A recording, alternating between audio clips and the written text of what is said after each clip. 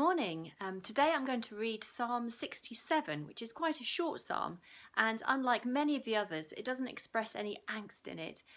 Instead, we've got this beautiful image of God's blessings being showered down on us, intertwined with our praises and thanks which we give back to God.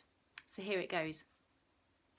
May God be gracious to us and bless us, and make his face shine upon us, so that your ways may be known on earth, your salvation among all nations.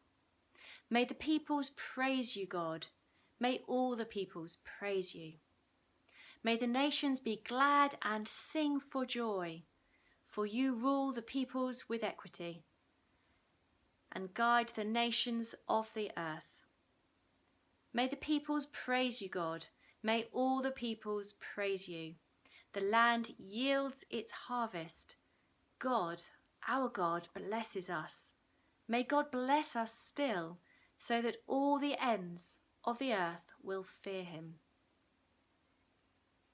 So at the start of this passage, you might recognise the first few verses sound very similar to the priestly blessing in the book of Numbers, chapter 6. And that blessing reads, "The Lord bless you and keep you.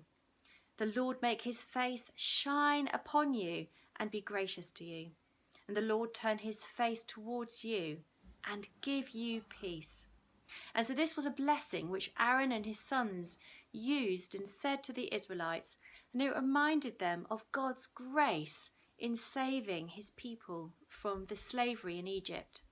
And so it's a reminder of God's mercy and grace throughout Israel's history.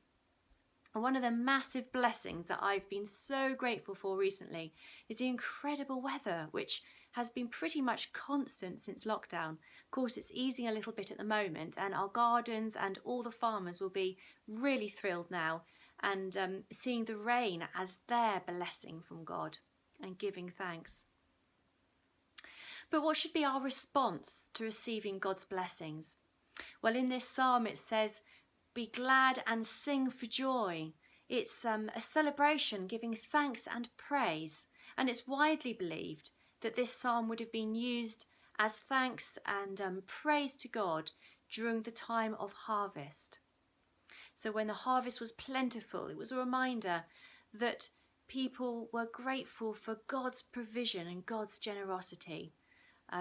People weren't looking at their harvest and thinking this was all down to their own work and their own achievement. They were praising God for God's plentiful generosity.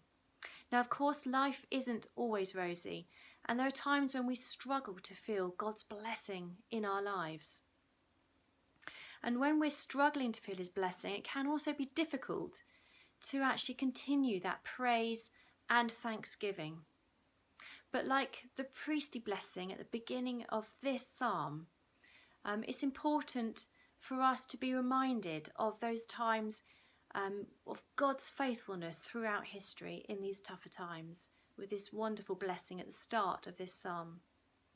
And when life is really hard, there can be sometimes an inclination to go one of two ways. Sometimes we recognise we've reached the end of our own strength, and we therefore can only rely on God. We depend upon God for everything. But sometimes we can feel in some ways angry with God, or perhaps blame him for our situation, and sometimes feel further from God during tough times. But during this psalm, with a reminder of God's grace and ongoing blessings upon us, it's really important for us to continue a dependency upon God and to always be dependent on God's grace and mercy for everything. So I pray that if you're struggling today to receive God's blessings and to feel his blessings, I pray that you will be able to draw closer to him, to your Father in heaven.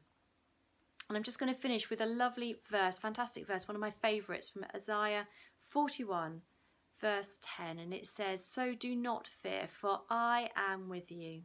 Do not be dismayed, for I am your God. I will strengthen you and help you. I will uphold you with my righteous right hand." So I hope you have a good day. Amen.